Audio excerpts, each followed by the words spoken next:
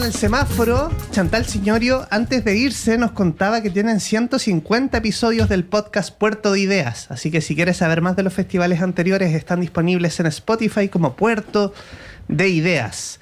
Y seguimos avanzando, 10 de la mañana con 33. Vamos a darle la bienvenida a Santiago Montiel, ingeniero comercial, magíster en economía aplicada e investigador de Horizontal. ¿Cómo estás, Santiago? ¿Qué tal? Todo bien, muchas gracias por la invitación. Muchas gracias también, y lo comentábamos antes de salir al aire, ¿no? La semana pasada se celebró el Día de los Profesores y Profesoras, hubo muchos saludos, y nos parece súper interesante reflexionar a partir de un estudio que ustedes publicaron hace algunos días, con datos del Ministerio de Educación que estima que al año 2025 el número de desertores o profesores y profesoras que abandonaron el sistema asciende a 22.949 y un 54% provenía del sector particular subvencionado, y las personas que abandonaron, jóvenes o desertores, tuvieron un puntaje PSU promedio mayor de 10 puntos que quienes permanecen en el sistema. ¿Cómo se impulsa este estudio y les sorprende o no haber encontrado estos datos? Yo creo que voy a partir por el final. Fue súper sorpresivo encontrar estos datos, específicamente porque son docentes jóvenes, son menores de 40 años. Nosotros lo pensamos también como eventuales docentes que podrían ser reatraídos a la sala de clase. Y la motivación detrás de este estudio es todo el proyecto de ley que se está tramitando actualmente sobre los requisitos mínimos para ingresar a pedagogía, que es lo que hoy en día se está tramitando. Se está tramitando una propuesta para bajar los requisitos. Y hay todo un debate sobre si es que hay un déficit de profesores, si no hay un déficit de profesores, si nos faltan, cuánto nos faltan. Entonces, nosotros un poco para aportar con evidencia ese debate, quisimos hacer esta estimación de cuántos profesores habían fuera del sistema para eventualmente poder traerlos de vuelta. Bueno, y acá hay varios datos en este informe que pueden descargar en horizontalchile.cl. Y bueno, al parecer hay profesores suficientes si se traen de vuelta a los que han desertado, ¿no? Esa es mi lectura. Sí, hay varias estimaciones distintas del déficit. Igual es como un cálculo medio, como depende de muchas variables distintas, hay que hacer varios supuestos, pero hay varias estimaciones que van en la misma línea. Entonces, primero hay un estudio del Ministerio de Educación con Elige Educar, que calcula que faltan como el 6,2% de las horas que se requieren en el sistema, 6,2%. Y nosotros calculamos la cantidad de profes que faltaban y son aproximadamente un poquito menos de 10.000 también, como el 6% de los que se necesitan. Entonces van en la misma línea, pero al mismo tiempo, si no, nos faltan 10.000, eso se hace particularmente grave en algunas regiones y en algunas asignaturas, pero al mismo tiempo que existen 23.000 fuera. Entonces pareciera que ese déficit es súper gestionable, tratando de atraer de vuelta a estos docentes al sistema, mucho más que bajando los requisitos de ingreso, que es un poco lo que está hoy en día más en discusión en el Congreso. Bueno, estamos revisando en el canal de YouTube de Radio Universidad de Chile algunos gráficos que están en este estudio, y este señala: hoy existen 22.949 docentes menores de 40 años fuera del sistema educativo. Eso equivale a un 14% de la dotación actual de 169.000, un poquito más docentes de aula en el sistema de educación básica y media, científico, humanista. Y quisiera preguntarte por la composición, docentes jóvenes fuera del sistema por dependencia previa a la deserción. Y es impresionante cómo la gran parte, es el 54%, proviene de los establecimientos subvencionados. Sí, es súper llamativo que la mayor parte viene de particulares y subvencionados. Sin embargo, igual la gran mayoría de los profes del sistema está en subvencionado. Entonces, en ese sentido, es como súper entendible que si es que son los que más hay, si es que todos desertan en la misma tasa, que haya la misma cantidad de ellos. Lo que para nosotros fue mucho más llamativo fue el tiempo en el cual desertan. Entonces lo que nosotros encontramos fue que de estos 23.000 que están fuera, 3 de cada 4 habían desertado antes de los 5 años de ejercicio. Entonces eso es súper indicativo de qué perfil es el que está saliendo, porque al mismo tiempo estos que salen tienen un puntaje PSU mayor que los que hoy en día permanecen. Entonces yo creo que esa es como la variable clave, porque al mismo tiempo te permite darte cuenta que las cosas que nosotros estamos haciendo, tanto en formación de los docentes en la universidad y después como inducción al servicio, como inducción al trabajo, no están siendo suficientes para retenerlo. Entonces, también nosotros ahí abrimos una discusión sobre qué se puede hacer con estos docentes más jóvenes para poder efectivamente retenerlo. Bueno, y es bien interesante, revisando, decíamos, el 54% de los profesores y profesoras que abandonaron el sistema trabajaban en un colegio particular subvencionado, un 36% en establecimientos públicos y solamente un 10% en particulares pagados. ¿Qué lectura podemos hacer de las condiciones de ser profesor en estos tres sistemas?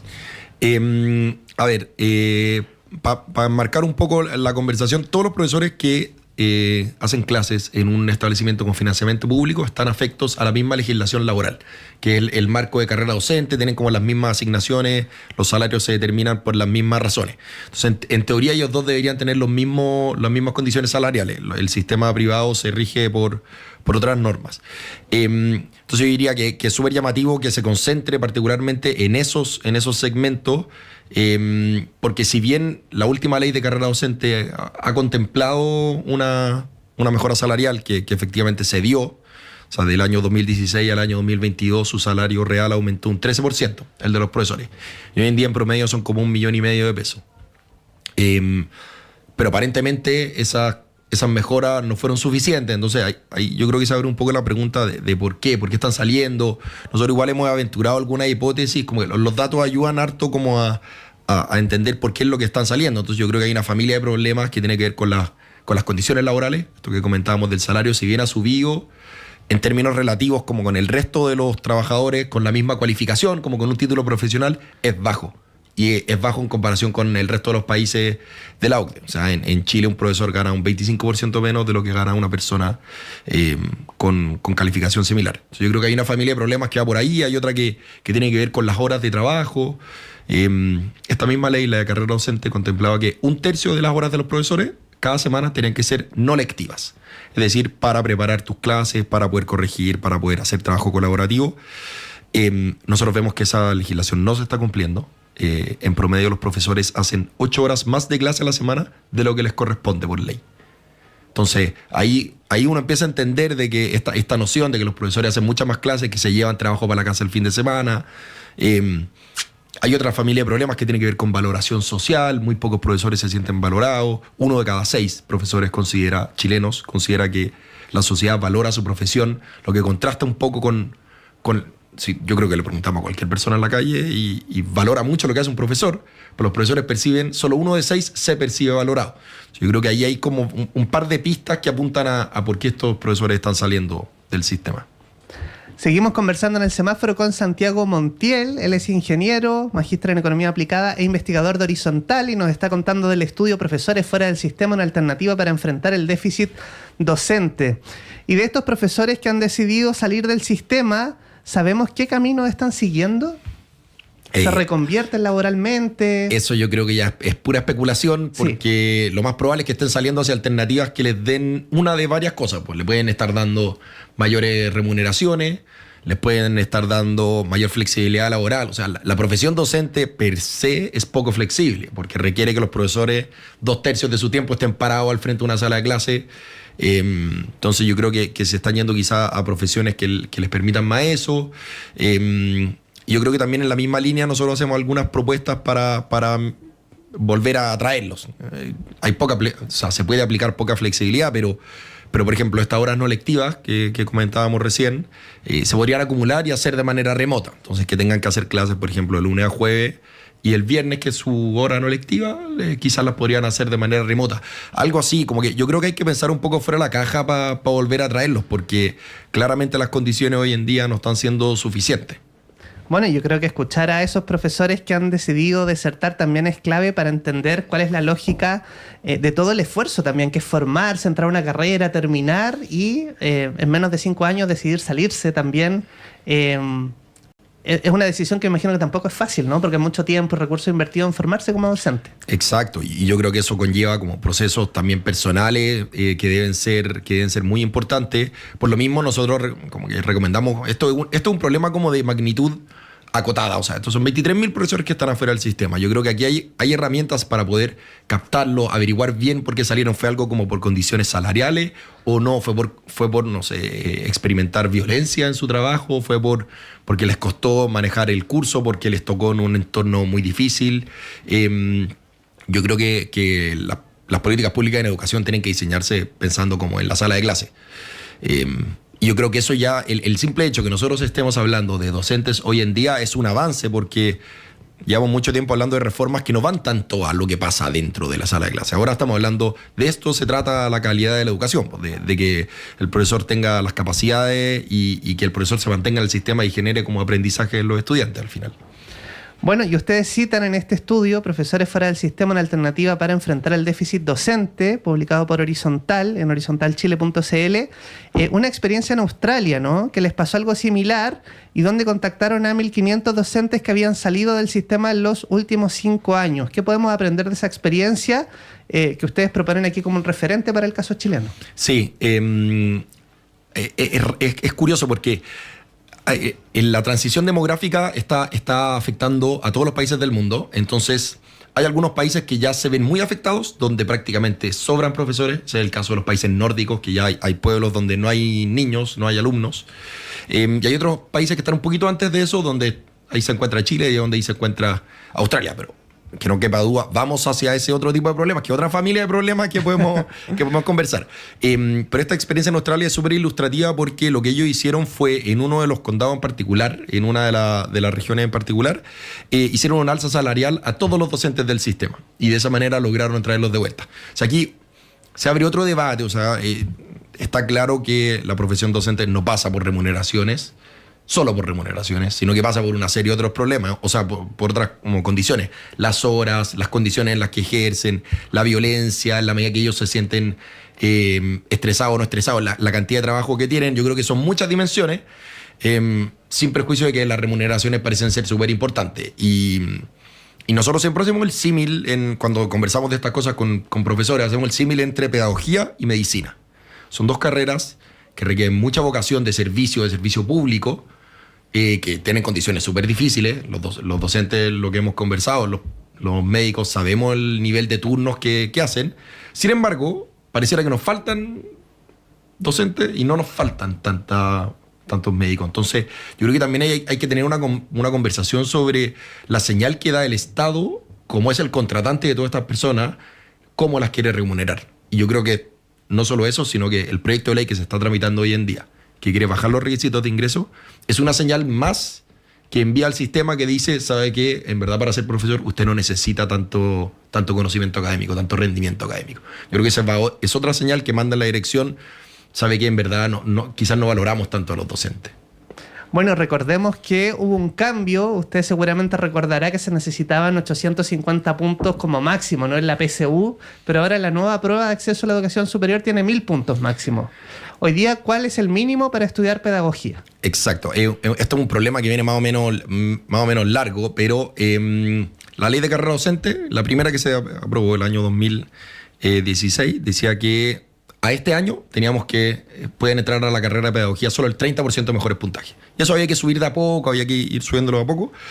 Y habíamos subido paulatinamente, y el año 2022 estábamos en el percentil 50 hacia arriba, 500 puntos. O sea, si tú tenías más de 500 puntos en la PSU, entrabas. Si no tenías más de 500 puntos en la PSU, no podías entrar a ninguna carrera de pedagogía. Eso había sido un avance gradual durante esos años. ¿Qué pasó? El año 2023 pasamos a la PAES. Y se mantuvieron los mismos 500 puntos de puntaje mínimo, pero con una prueba que su puntaje máximo es 1.000 puntos. Entonces, en la práctica bajaron muchísimo los requisitos. Hoy en día estamos peor de lo que estábamos, o sea, exigimos menos de lo que exigíamos antes de la ley de carrera docente el año 2016.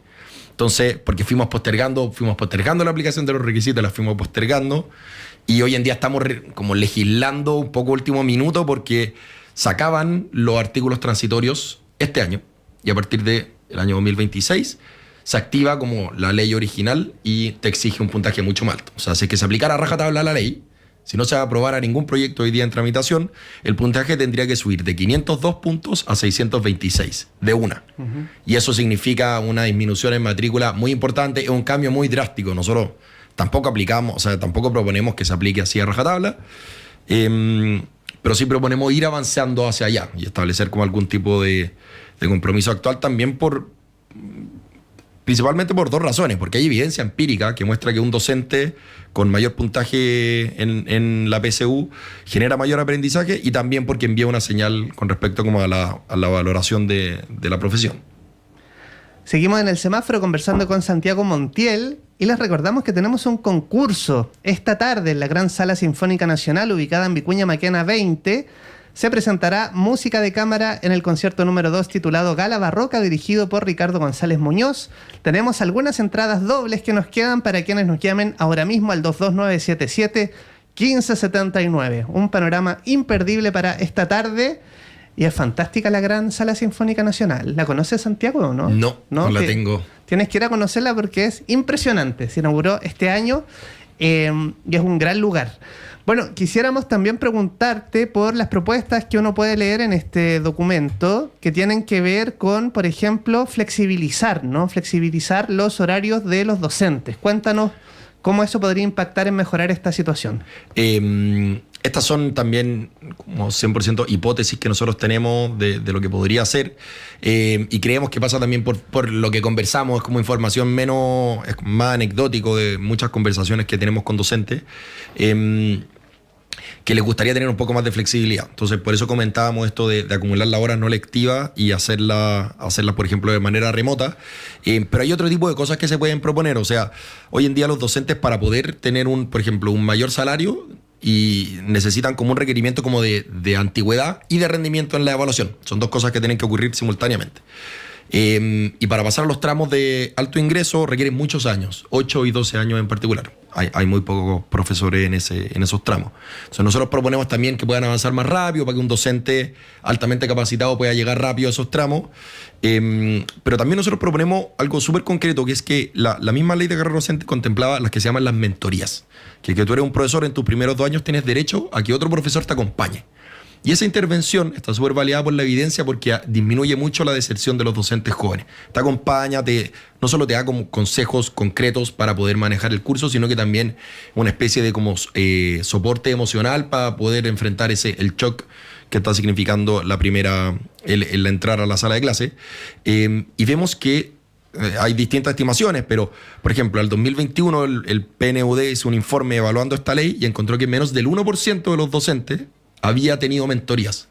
Entonces, vemos que esto no se está aplicando. Los últimos datos al año 2024 es que el 11% de los profesores elegibles está teniendo estas mentorías. Y esas mentorías, en verdad, sabemos que es una buena política pública, solamente que por algunos errores de diseño no se está aplicando.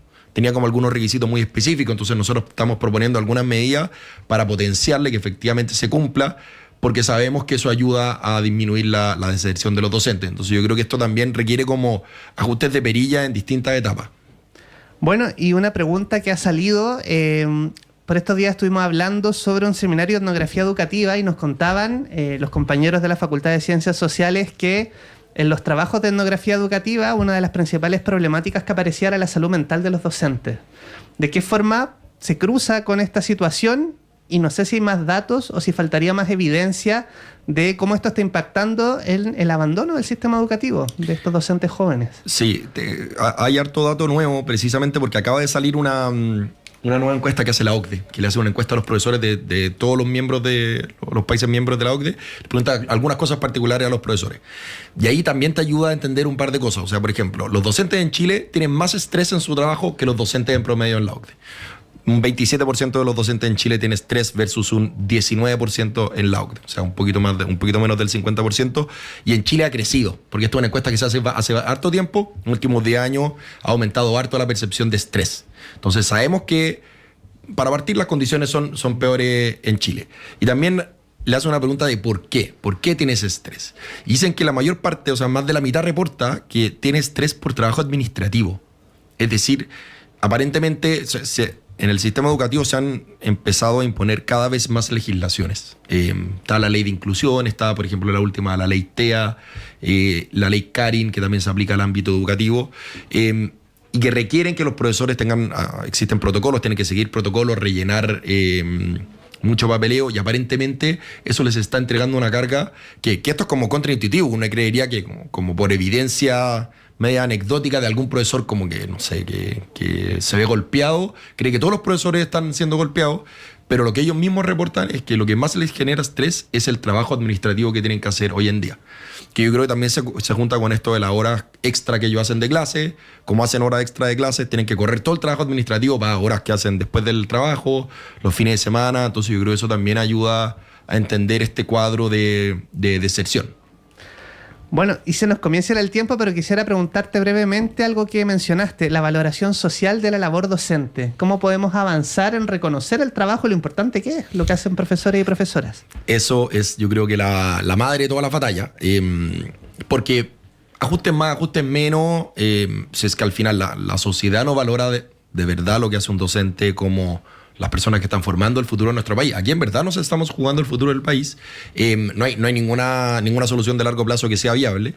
Y nosotros creemos que lo primero que tenemos que hacer, tenemos que partir por enviar una señal clara hacia la sociedad, hacia los futuros docentes, de cumplir lo que nosotros habíamos propuesto el año 2016, que decíamos que los profesores vamos a seleccionar a nuestros profesores solamente del grupo de profesores, de estudiantes de alto rendimiento. Eso es como una primera, como para decir, aquí a futuro van a empezar a entrar solamente docentes de alto rendimiento, porque hoy en día cuando uno mira los datos de las personas que se matriculan en pedagogía, los que efectivamente terminan entrando, los que la ponen como primera opción tienen peor puntaje que los que entran, pero la ponen como octava. Eso quiere decir que los que la ponen como octava tienen mejor rendimiento, postulan otras 7 cosas, no entran, en la octava entran a pedagogía, como un poco por descarte. Entonces tenemos que avanzar como directamente hacia revertir eso, y nosotros creemos que lo primero que tenemos que hacer es cumplir lo que hoy día dice la legislación y empezar a avanzar hacia una mayor selectividad, pero esto efectivamente es un problema muy de largo plazo, muy multifactorial. Pasa por requisitos de ingreso, pero pasa por condiciones laborales, pasa por remuneraciones, pasa por violencia dentro de las salas. Es un problema muy grave que al menos hoy en día lo estamos conversando. A mí me parece que es un avance, y más todavía en esta etapa de tanta elección y de tanta contingencia, me parece un avance muy importante que se esté discutiendo. Qué importante conversarlo justamente en este año de elecciones y de decisiones. Gracias por acompañarnos hoy, Santiago Montiel. Muchas gracias por la invitación. Nosotros nos vamos a despedir, pero antes les queremos felicitar. Pilar Rodríguez, Isabel López, Gloria Catrileo y Joaquín González, quienes han ganado las entradas dobles para esta presentación, concierto número 2 Gala Barroca, esta tarde en la Gran Sala Sinfónica Nacional. Y nos vamos con música. Es Mon Laferte con Caderas Blancas. Sigan Radio Universidad de Chile, ya vienen las noticias con Luis Schwaner. Mejor ya no hablar del pasado.